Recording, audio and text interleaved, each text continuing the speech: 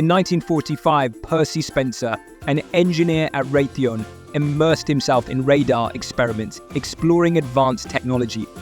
In a turn of events in an experiment, Percy's chocolate bar melts unexpectedly due to the heat released from the magnetron coil. Suddenly, the eureka moment arrives as Percy uncovers the magic when popcorn kernels pop without the traditional heat.